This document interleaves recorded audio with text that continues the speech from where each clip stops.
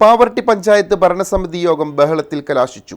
പ്രതിപക്ഷത്തിന് പ്രമേയം അവതരണാനുമതി നിഷേധിച്ചു എന്നാരോപിച്ച് UDF അംഗങ്ങൾ രംഗത്ത് വന്നു.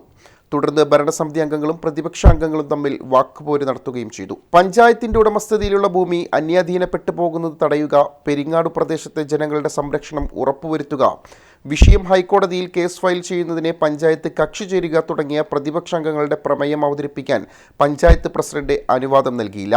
തുടർന്ന് പ്രതിപക്ഷാംഗങ്ങൾ പഞ്ചായത്ത് ഓഫീസിന് മുന്നിൽ പ്രതിഷേധം നടത്തി.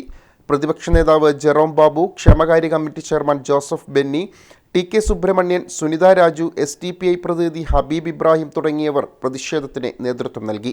നമുക്കറിയാം 234 ഹെക്ടർ ഭൂമി പഞ്ചായത്തിന്റെ അനുമതി ഇല്ലാതെയാണ് ഫോറസ്റ്റ് ഏറ്റെടുത്തിട്ടുള്ളത്.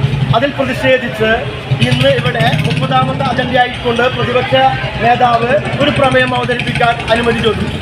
ബഹുമാനപ്പെട്ട പ്രസിഡന്റ് പറയുന്നു, ഷാജം മാഷ് അതേപോലെ വിമല സേതുമാധവൻ കേസിന് പോയിട്ടുണ്ടായതുകൊണ്ട് ഒരു പ്രമേയം അവതരിപ്പിക്കാൻ കഴിയില്ല, അതൊരു ചട്ടലംഘനമാണെന്ന് ബഹുമാനപ്പെട്ട പ്രസിഡന്റ് പറയുന്നു.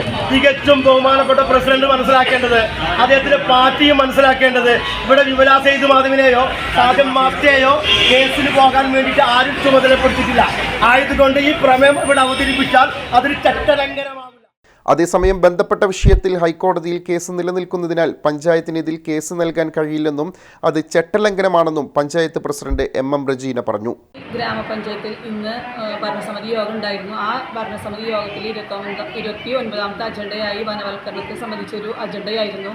അതിലൊരു പ്രമേയം നമ്മളുടെ ജെറോം ബാബു അവതാരകനായും ജോസഫ് ബെന്നി നിർദ്ദേശകനായും ഒരു അജണ്ട വെച്ചിരിക്കുന്നു. ആ ഒരു അജണ്ടയിൽ നമ്മൾ എപ്പോഴും തീരദേശ നിവാസികളുടെ കൂടെയാണ്. ഒരിക്കലും അവർക്കെതിരായിട്ട് ഒരു കാര്യവും പ്രവർത്തിക്കുകയില്ല. ഇപ്പോൾ നമുക്ക് ഓൾറെഡി കോടതിയിൽ 2 കേസുകൾ ഫയൽ ചെയ്തിട്ടുണ്ട്. ഷാജം മാസ്റ്റർ ബ്ലോക്ക് മെമ്പറും അതുപോലെ തന്നെ ആരോഗ്യ വിദ്യാഭ്യാസ സ്റ്റാൻഡിംഗ് കമ്മിറ്റി ചെയർപേഴ്സൺ വിമല സേതുമാധവനും ഓൾറെഡി കേസ് കൊടുത്തിട്ടുണ്ട്. ആ കേസുമേൽ പഞ്ചായത്ത് കക്ഷികളാണ്.